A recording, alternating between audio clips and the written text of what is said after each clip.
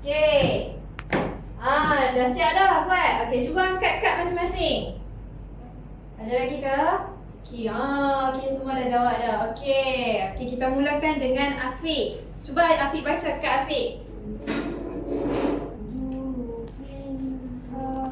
Jurufin hari. Okey, Afiq lekat kat mana? Okey, kamu pula. In kuntum. Lagi sekali. Okey, betul. Cuba lekat kat depan. Okey, Hadas pula. Lagi sekali. Okey. Aidil. Lagi sekali. Okey, dekat. Muiz. Fa'in lam. Lagi sekali. Okey, dekat ke depan. Okey, semua dah dekat dah kan? Okey, mari kita tengok jawapan. Ya. Okey, cuba tengok kat sini. Ramai-ramai kita baca. Lagi sekali. Dengung tak dengung? Dengung. Betul tak? Betul. Sebab nun mati bertemu dengan kaf. Okey, betul. Okay. Kita cek pula yang kedua.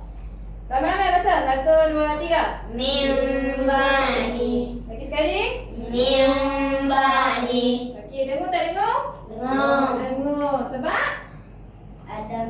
nun mati bertemu dengan ikhlas. Okey, yang seterusnya. Saya nak pilih Muiz, baca Muiz.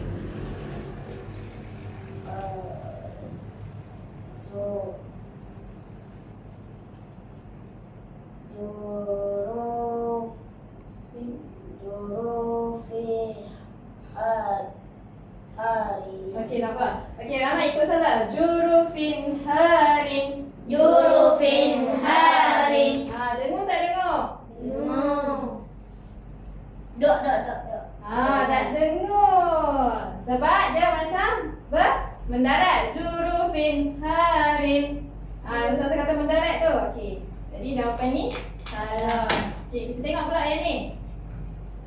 Ramai-ramai baca. Ikut saja. 1, 2, 3. Fa'illam. Kasrah. Terus masuk ke dalam huruf lam. Fa'illam. Dengung tak dengung?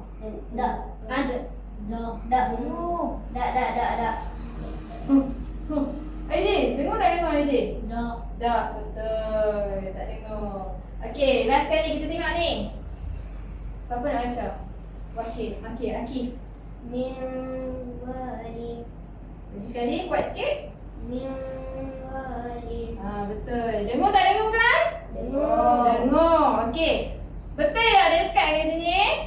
Salah. Sebab dia dengung. Belah ni dengung ke tak dengung? Belah merah ni? Okey. Lepas tu ni nak dekat kat mana? Man, siapa nak betul? Haras dengan Akif.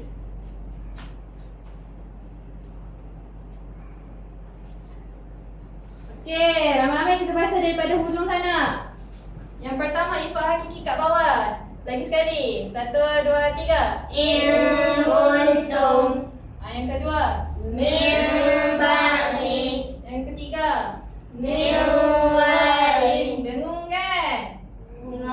Okey, kita tengok pula yang ni. Fa'illam. Jurufin harin. Dengung ke tak dengung? Okey, itu saja setakat ni. Tepuk tangan untuk siapa yang jawab. Yang tak betul kita dah belajar dah kan? Okey, syabas.